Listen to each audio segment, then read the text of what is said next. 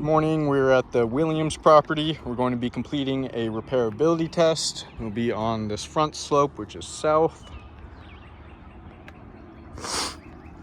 We have this damaged shingle we'll do the repairability test on, and we'll see how it affects all of those surrounding shingles.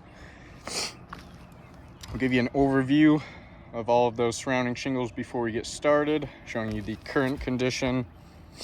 All of those surrounding shingles could potentially be damaged during the repairability test. So I'll give you another look once we are complete and we'll see those results.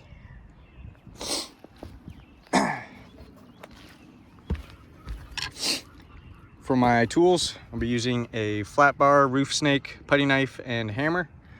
Then we have this 45-degree tool that we'll use to give us a visual for what 45 degrees looks like. Slide it underneath the damaged shingle.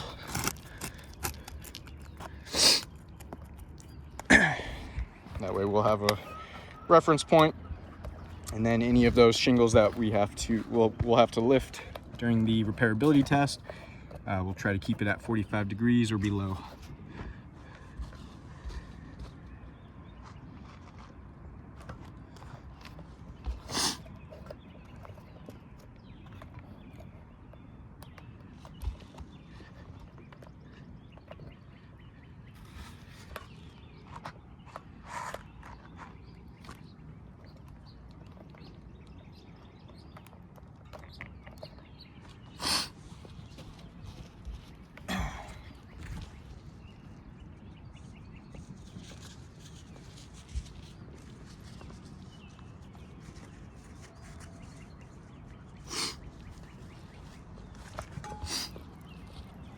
All right, we'll go and get started.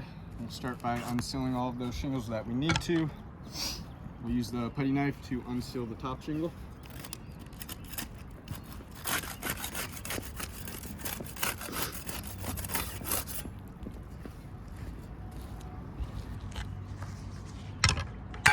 And we'll use the flat bar to unseal the rest of those. See if there's any differences with those tools.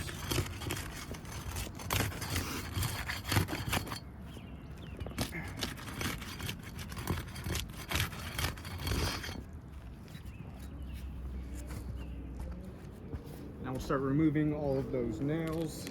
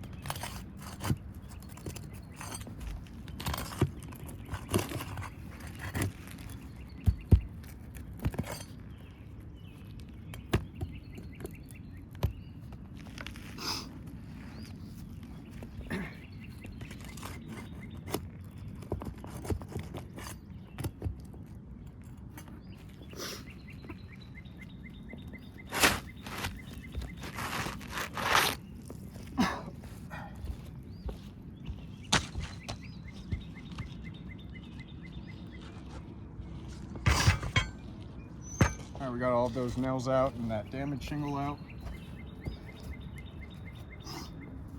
Slide this new shingle in.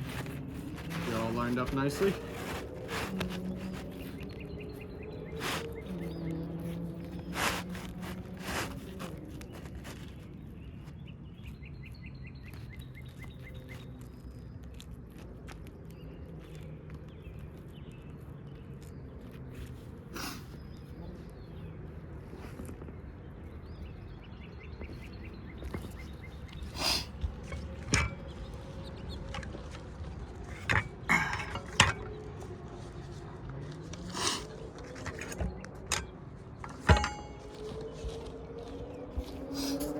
I'll start getting some nails back in there. We'll be driving those in with the roof snake.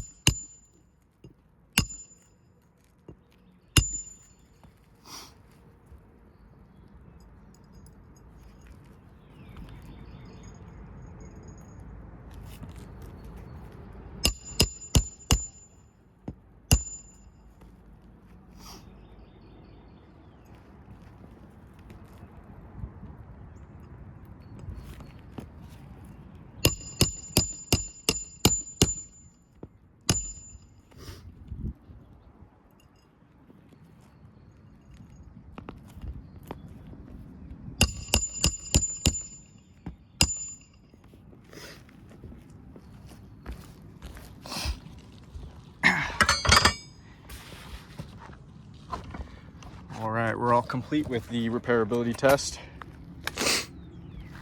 I'll give you another overview of all of those surrounding shingles.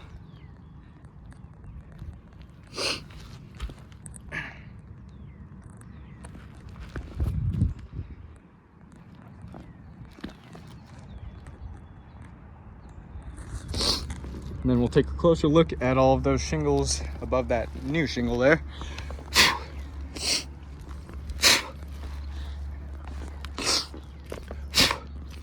Just clear off some of this chalk, but we can see some stress fractures that occurred to those tabs due to the lifting. We didn't lift those shingles up any higher than 45 degrees, and we can see where the matting on the shingle fractured there. So those stress fractures are going to be damaging the integrity of the shingle. It'll be affecting the shingle's water shedding capabilities, as that matting is the main component for that. So those water shedding capabilities are going to be compromised.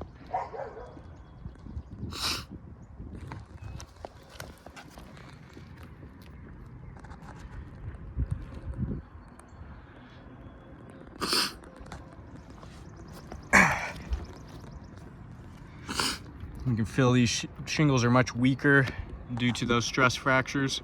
That's going to not allow the shingles to do what they're designed to do as best as they should.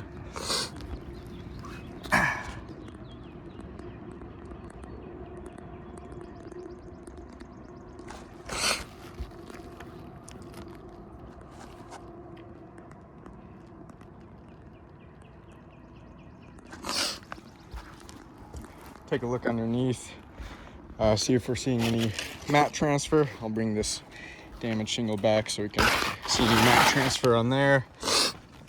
We do have quite a bit of mat transfer we can see all along this one. And then we should see where those pieces of matting were torn off the bottom of these tabs. You can see all of that exposed fiberglass there, where those pieces were torn off from. So that mat transfer will also be damaging the integrity of these shingles, as it's tearing matting off of the bottom of them, leaving all of that exposed fiberglass. We can see mat transfer along both of these rows. When that mat transfer occurs is while we're unsealing those shingles. We use the putty knife to unseal this top one and the flat bar to unseal the lower one. We can see real significant mat transfer along both of those rows.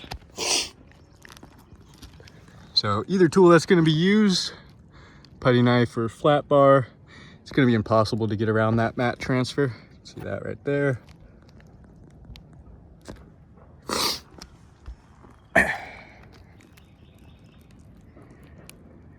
You can see some fractured matting from where we removed that old nail. All of the exposed fibers in there as well. More mat transfer along this one.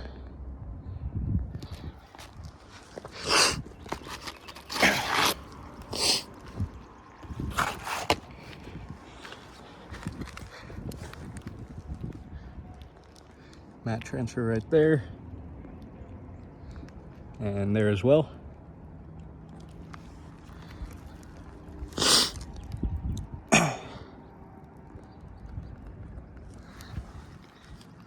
Not seeing any mat transfer on this one, but every other tab we have some on this one as well. You can see all of that. So mat transfer along every single one of those tabs except for that one. So we have stress fractures, mat transfer, damaging. Let's see, we can see. So we have mat transfer on the top of that shingle. That's going to be shingle 3. And then we have mat transfer and stress fractures to one tab on shingle 5, shingle 6, and shingle 8. So 3, 5, 6, and 8. That's going to give us 4 additionally damaged shingles just from replacing one wind damaged shingle. And those the damages are going to be caused for potential water intrusion. So I do not believe repairs are feasible to this roof, as the wind damage is very widespread. Got it all over the whole roof. Got all over this front slope here. You can see a bunch right here, those two there. Got it all over this right slope as well, these two here. So any of those wind damaged shingles that are going to be repaired, they're going to be left in this condition, and this insured will have potential leak hazards all over their roof, along with 4 additionally damaged shingles for every one of those wind damaged shingles repaired. I do not believe that would be indemnification, leaving the insured with more damaged shingles than they previously had, along with all of those leak hazards all over their roof. So I do not believe this roof is repairable, and I will chalk up all of those damages and get some better photos of those. Thank you for your time.